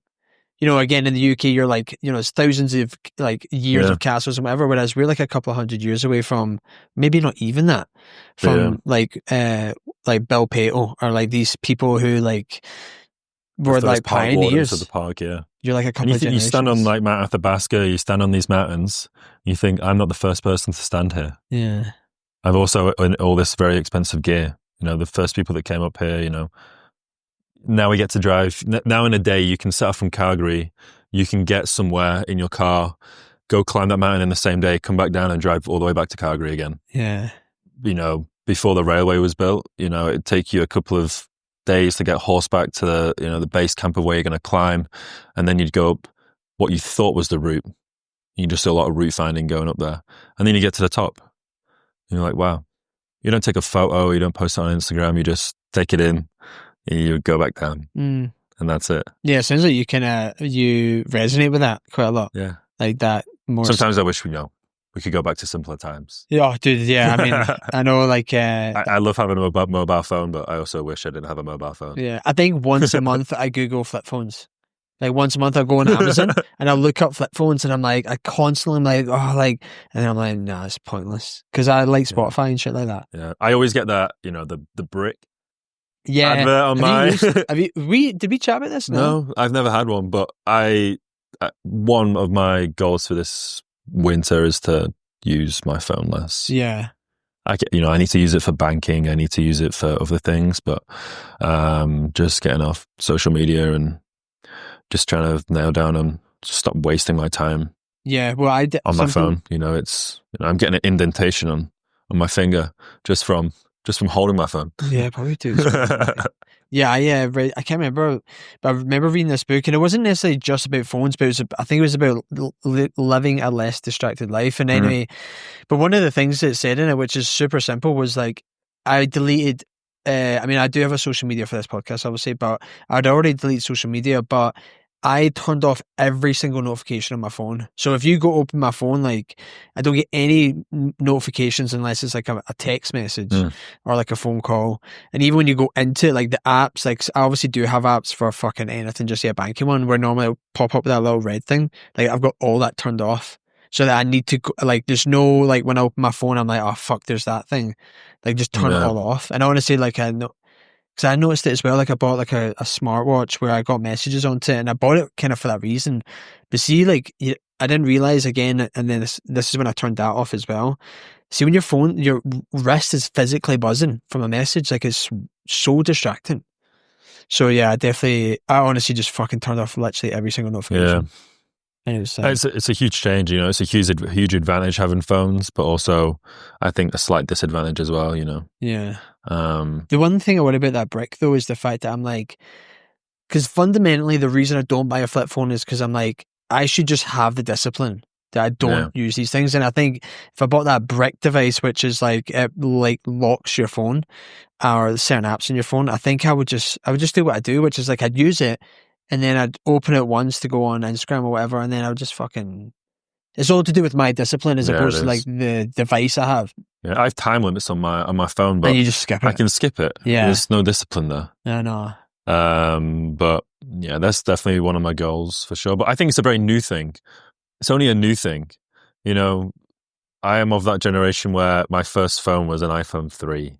Oh, was it? Yeah. Wow, that's crazy. I mean, I'm not that much older than you, but you know, I was like a Nokia. But I mean, even like having a phone at the age, I mean, I think I was like, I want to say I was like 11, I think, and I had like Nokia with Snake on it. Yeah, I was 11 and the iPhone 3 came out. And yeah, that's kind of wild. I had a Facebook account.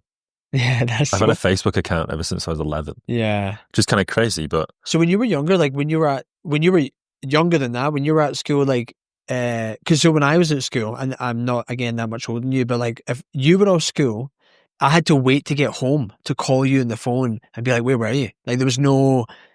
So I kind of remember that, which was honestly kind of nice to have a short period of time in your life where you're like, oh, I remember when you didn't actually constantly message people. Yeah, it was never really a thing for me, I guess. I don't think that. But also like Xbox and stuff was a thing. You know, you'd be like chatting to your mates on Xbox and be like, oh, we're going to meet here or we're going to go there.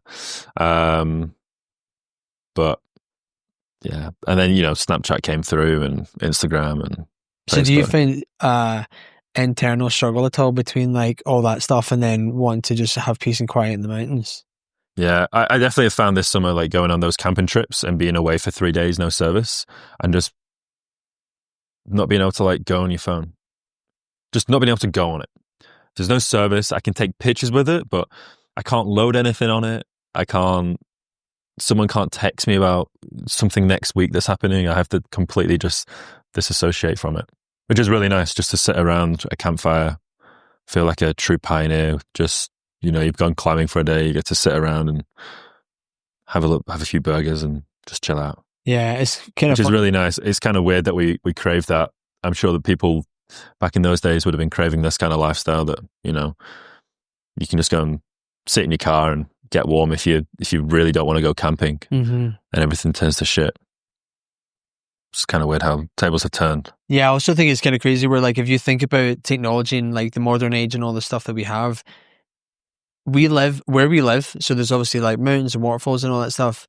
If you think about it, it's crazy how with all the technology and everyone's constantly on Instagram and the internet, blah, blah, blah, the one thing that everyone is coming to Banff to see is the waterfalls, the nature, the this.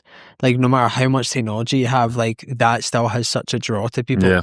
Like looking at a fucking waterfall, which I agree with you is amazing, but it's mad how like Moraine Lake, which obviously is, we kind of both somewhat work in that, like people come all the way across the world to just look at But I think the Lake. phones take away from just admiring the beauty now. Would you? I think that some people, it's like going to a concert and people filming an entire concert. Yeah. It's like you're taking a picture of it's great to maybe have a memory of you in that image, but I've definitely started to do it now where I actually don't take that many photos anymore. Because I mean, if it's you know, there's a memory behind it, I'll take a photo. But I don't need to take a photo of the mountains consistently. You know, they're there. I should just admire their beauty. I would say I'm the same. I usually, if I go somewhere, I'll take a picture and be like, Yeah. here, and then I'll just. That's it. I even do that if I go to a concert, which I mean, I don't go to a ton of them, but like, if there's like a song I love, I will probably record a bit of it so I can send it to a mate. To be honest, just to be like, look what I am. But I won't. I won't just live through the lens. Yeah, I think I learned that. I didn't learn it, but I experienced that when I was traveling through like just like a bunch of places like Asia or wherever. And you'd get there and it'd be like every cunt's on their phone. And I think also as well because I was traveling on my own, I'd get to a hostel and like you'd get to like like the lounge bit, and you know, as a person on your own, you want to like socialize and make friends, and you look around and like half the time folk are on their phone, and you're like, oh sweet, well I guess I'll just fucking talk to no one then. Yeah, I'll just go on my phone as well. That's the thing. I think that people are connected with social media, but they're just disconnected between each other. Yeah, people. I think if we didn't have phones, I think we'd be a little bit more connected. And it's like my parents talk about how they used to go to the bars and they used to just meet at a pub at 8 o'clock. There used to be one at 9 o'clock, one at 10 o'clock. And that's how you'd meet people. If you don't see that person, you might see them next week. Whereas now, if I don't have plans to go out into town, or I don't have a job or a purpose to do, I won't just walk around town just for the sake of it. I have to have a purpose to go and meet someone or do something. Whereas, I feel like maybe even just like 30, 40 years ago, you could just go out and meet all these random people. Yeah, it's almost like if you're the person just going a walk in town without your phone, it's like, fucking look at that guy. Yeah. How crazy is that? Yeah. Like I remember like a while ago, a long time ago, like years ago, talking to a mate about being on a date or something, and I was talking about how I just like my phone was out of battery or something like that, and he was like, what did you do? And I was like, what do you mean? What did I do? He's like, your phone's out of battery, like did you just fucking sit there? And I was like, no, I was like talking to whoever, but he just couldn't grasp the fact that like maybe I hadn't taken my phone or something like that, and he just couldn't grasp the concept of just like sitting there. And again, that's not me being high and mighty, it was just like someone's perspective where he's like, he's so on his phone, he was like, I can't imagine not, and I do it sometimes, and I don't do it enough, but when I have the motivation, like I'll like leave my phone for the day. Like if Cass and I go to Calgary and I know for a fact I don't need to do anything, I'll literally I'll leave my phone, and Cass has hers obviously, and I'll just... Yeah, I still can't feel the draw away from my phone at the moment. I'm definitely going to try it, but there's people that I feel like sometimes might need to get in contact. If you don't have your phone on you, then they can't ring you. Yeah. But I'm definitely turning away to just deleting the apps. Like I've just deleted, Snapchat is not a thing to me anymore. No. And same with Instagram. I still have the Instagram account. I just deleted the app because otherwise I just go on it and scroll for an hour and just waste time. I think, what could I have done in that hour? Oh God, man. I could have done some stretching. I could have gone and done this. Could have gone and done that. Literally done anything better than scrolling. Time is just running away from me. So you were kind of chatting before we started this about the winter and... doing nothing. Kind of, yeah. Well, I mean, you were talking about having something, but like, you're obviously chatting there about like not wasting time, but this winter you want time. Do you know what, like you're wanting to, have you got like a goal, like not a goal? I'd love to get, I've honestly really enjoyed the process of living here and learning more about the outdoors and increasing my skills in the outdoors. Not just being someone that just follows someone on a rope, but being able to make decisions in the backcountry by myself, being able to, actually be a leader in certain ski touring situations. I want to get out as much as I can, but I'm paying for my own university tuition. So if I owe it to myself to actually understand the course, even if I'm only going to get it for PR, and maybe I'll never do natural sciences ever again in my entire life. But I was trying to do it this summer with a full-time job, working 48 hours a week, and trying to study at the same time, and I found that highly stressful. So I need to just tailor it back, be a little bit less stressed in the winter. And, something that I think changes as you live here more and more is that I'm not on a holiday anymore.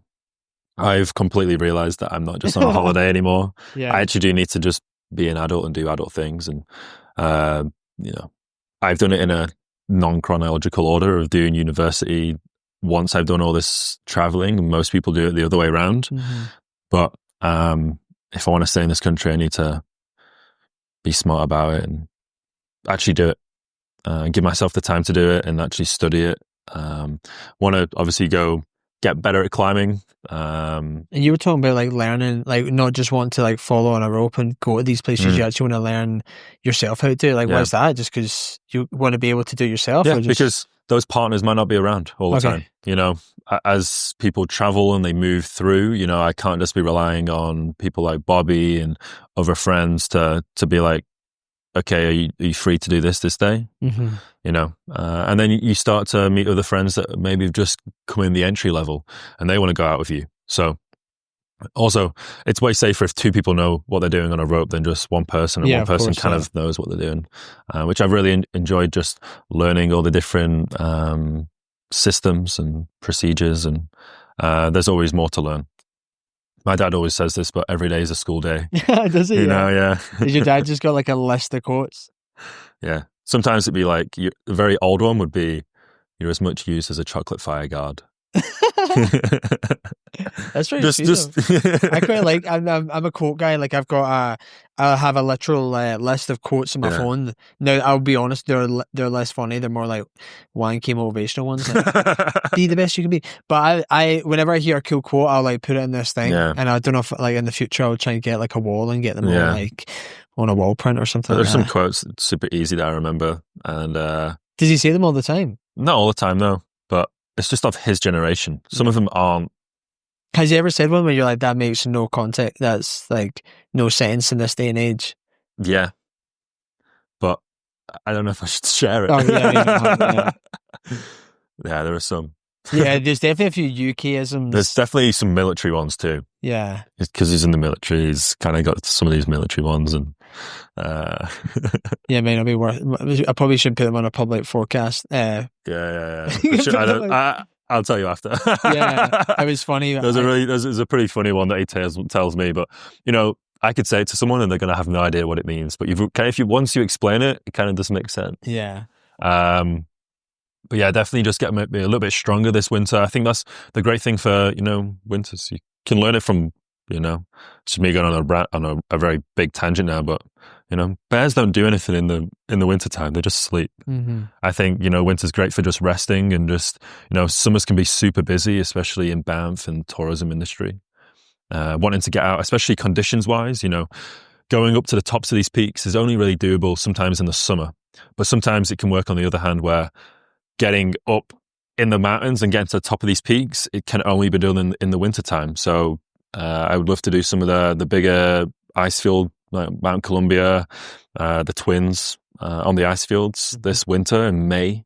So you got some actual, so it sounds like you've got some actual goals of like things like that. But those, you know, these goals depend on what the snow brings and what the environment brings as well. I'd like to get a little bit healthier in the gym. You know, I definitely found that I'm so busy over the summertime that I'd love to go to the gym a little bit more, just maybe work on some rehab. I'm going to do a little bit more swimming this year. Just yeah. You swam before. Yeah. I went through I was going to do triathlons and then I think we were talking about this when you first came here. Yeah, and then I kind of just bent off. Well, I ended up, this is like probably a big turning point that I ended up having was going, 3 days before this course was meant to be going. Max and Bobby were already in on this course and there was a spare space. Someone had dropped out and they were like, why don't you sign up for it? And I was like, I don't have a car. I can't even get to the Mount Athabasca. Like, you guys are already in on the ice fields.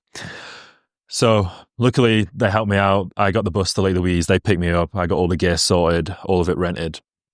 And that winter I'd been training to do the half Ironman and going to the pool at Sally Borden and swimming, doing all the techniques and doing all the stuff that you were probably doing and spending like 4 hours on a bike at night, just like cycling and going for runs in the snow.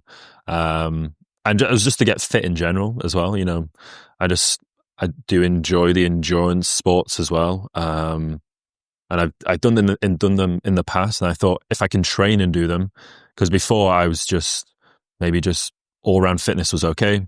but I think a lot of endurance is mental. I think my mental is quite fine for endurance sports.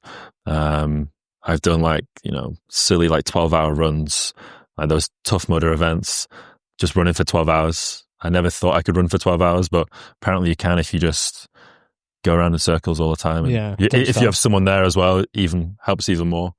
And doing things like I cycled from Jasper to Banff in like my first year. I got to Banff. Do you do it in a day? In a day. Oh, mate. I did it over 2 days. And I never thought I would be able to do it, but if you set yourself, it hurt, but it didn't hurt as much. And I think that was all just mental as well, So you just get dropped off in the morning and did you do it yourself? Or? No, I did it with a friend. Okay, yeah. Dude, that is such a long day. And it's a long day. How long was it? It was like 13, 14 hours of cycling. Right. Yeah, we did over 2 days. Took a stop to stretch my back out and took a shit at Saskatchewan Crossing. And it's a lot of it is just you're eating before you even need the food. I find a lot of it's that is eating before you need the food.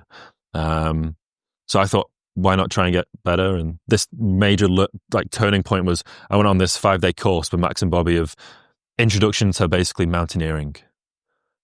Even though I'd done some of it before and I'd been to like places like Picos de Europa, I'd been in Chamonix and I'd done some of these rock climbing things already, but this is just like a ground level course throwing you straight into it.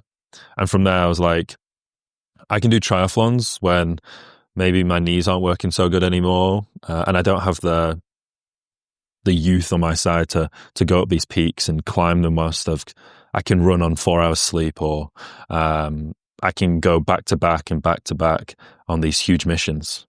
So I thought, there's no point wasting my time doing triathlons. I'm in a mountain town. You don't see many triathletes in Banff. There's a few around, definitely for sure, but there's a lot that goes into that, which is what I realized as well.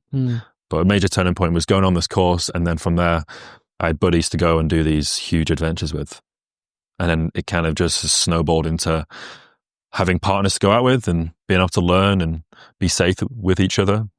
And then you with these partners, you get to know them really well. You get to know what their tolerance is, and we all have a very similar risk tolerance, and we're all open to turning around when needs be as well. So that kind of changed, and I'd like to get a little bit fitter for that, try and become a little bit more of an uphill athlete. I'm definitely like a very productive stoner of, someone that smokes weed, which probably shouldn't be doing all these endurance events.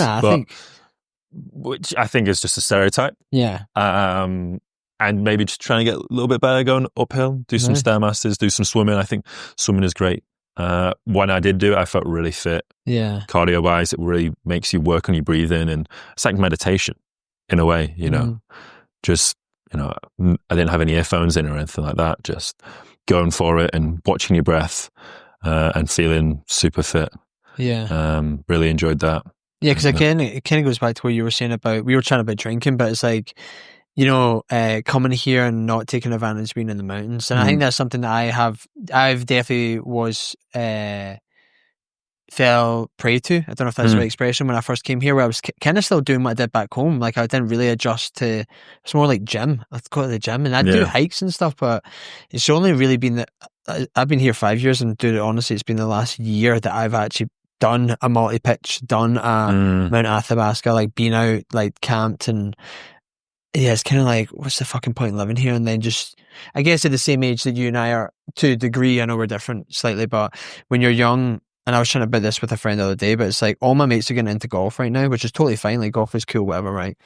But it's the same idea with your triathlon thing, where it's, you could do that at any age, and you can golf at any age, but like you're not going to live, you may not live in this town forever, and you may not be fit enough to do Assiniboine or name any of the other peaks or any other like mountain adventure stuff you want to do. Like, I think it's definitely a young person's game. Yeah. And you definitely see older people doing it. Most guides that you meet are in like their 40s or 50s, which goes to show kind of the experience I need to get before I even have a possibility of doing anything like that, which, is one of those as well. It's a risky game. And it's also risky doing the mountaineering stuff. The more times I go out, the more likelihood of something really bad happening. But That's why I want to learn a little bit more this winter, just try and progress and be a little bit better in life. Yeah, and I totally understand what you're saying and agree with you. Where like with the mountaineering, like the more times you go out, the more likelihood you are of getting in an accident. But dude, like, and I know you know this, but fucking living in a city, like, how many chances do you have of getting hit by a car or a bus or whatever crossing the street? Random. Yeah, you know what I mean. You could like pull an ingrown hair on your leg and get sepsis the next few weeks. Like random things happen all the time. That was very random. Like random things happen all the time. Yeah. So I may as well try and do it now. And I definitely had that drinking stage for sure. Everyone does when you move to a town. That's the main point of socialization is people are trying to meet other people, and drinking kind of takes people's barriers down, makes them a little bit more open. And I definitely had the drinking stages of being in Whistler, being in Chamonix, but I think I've always found the medium throughout that, and especially the last 2 years, I've definitely been able to nail it down to having a good few nights throughout the year that I remember, because some of the nights all merge into the same night. The same bars, same experience with the same people. Yeah. It's nice to just have maybe those start of season parties, those end of season parties, and being just a little bit more normal. You don't need to go out drinking all the time. Yeah. You can go and have a dinner party, just make some nice dinner for friends and sit there, chat. You can still get a little bit drunk if you really want, but you can just actually talk to each other, which I definitely enjoy talking to people more at clubs and bars. I definitely find myself outside more talking to people than I do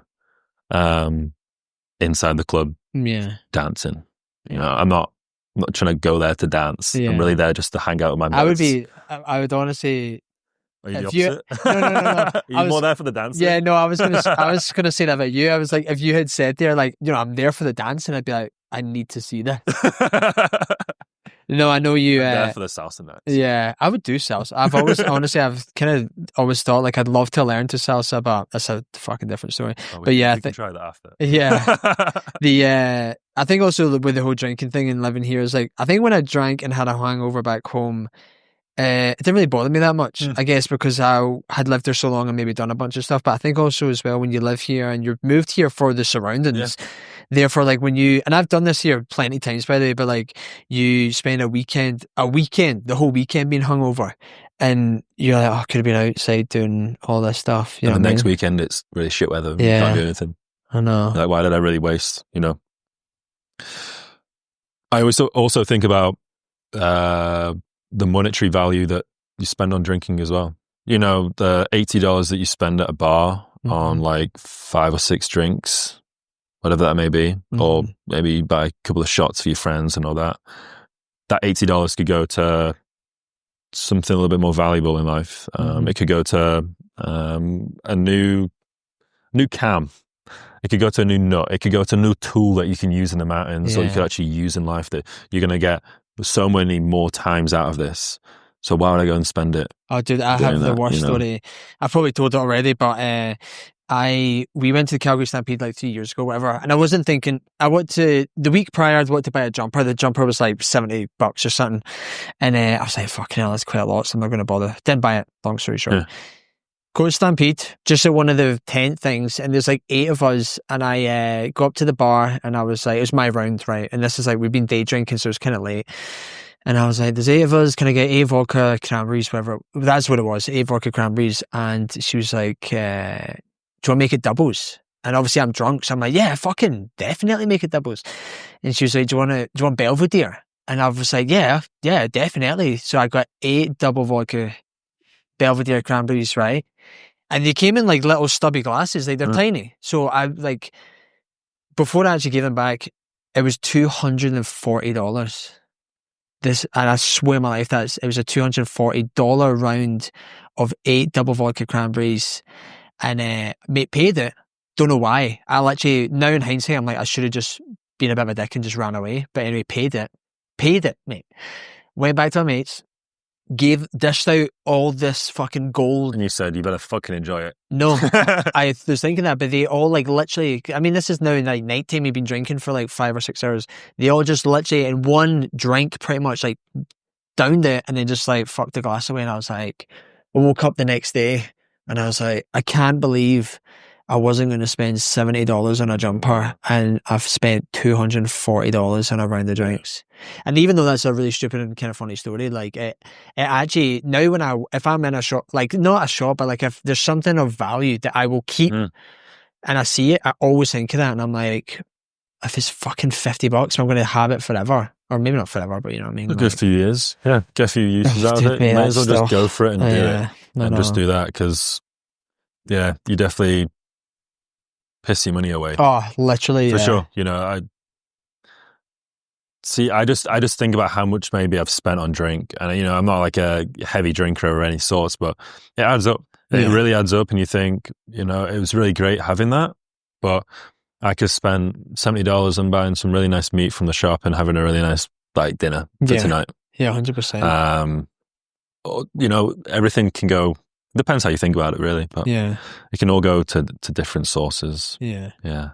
Well, look, I appreciate you sitting down with me for so long and chat and chat. Like, it's very cool to. Is it gonna be dark when we walk outside? It will be very dark when we walk outside. But yeah, look, I appreciate your time and sitting with me for so long. I was kind of joking about it with the guys the other day that like when I upload these podcasts, you can actually put in like a season and an episode. So I've just been doing like one and then whatever number we're at now. I think this is 20. But I was like, I wonder if I should like change it to like the MLB season. Because like the last, I think like fucking, maybe not the last couple, but I've definitely had enough of the MLBC that I might approach Jesse and be like, can you sponsor this? I'm fucking interviewing all the people that work for you. But well, I find there's a lot of experience around Banff and around the people that we hang around with to take in and use for sure. Yeah. There's a lot of interesting people that move to this town. Yeah. That's what sometimes you just talk to them and, you know, listen to some of the other podcasts. You just never think of that person as how they were when they were younger or the experiences they had before they came here, because that's the great thing about moving away as well. Yeah. Is that you have this very fresh start in life, and that's the great thing. Yeah, I know. I think that's where you could, when you move abroad, like people talk about how you can be whoever you want. And it's not like you're like turning into a totally different person and pretending it, but it's like, people don't, like I've noticed if some of my mates come out here, like one of my best mates, Sam, came out and I said something, right? And I'll be honest, like when I was a kid, I used to be a massive hypochondriac. So I said something to Sam and he assumed that I was going to react a certain way. Now I didn't, because I'm just older, mature, and I stopped doing whatever I was doing. But he had like an immediate reaction to be like, you're going to fucking do whatever. And it was kind of nice because everyone else, friends doesn't here, even think that. They didn't even think that way. Yeah. And I was kind of like, oh wow, I didn't even think that you can be totally different. But yeah, you're right. There's so many people, and there's so many people that you chat to. And I think, I mean, this a little part of this podcast is like, you don't need to be like someone super famous or someone uber like doing something crazy to have like a cool story. There's like, a lot of just like very ordinary people that have very cool experiences in life, and MLBC seems to hire all of them. Yeah, I know. They're all exclusively bus drivers. Maybe that's part of the. Maybe I should just do a bus driver. Just bus drivers. Bus driver podcast. Because they seem to be the type that have the stories. Yeah. Yeah. Really cool. Appreciate it. Lovely speaking to you. Yeah.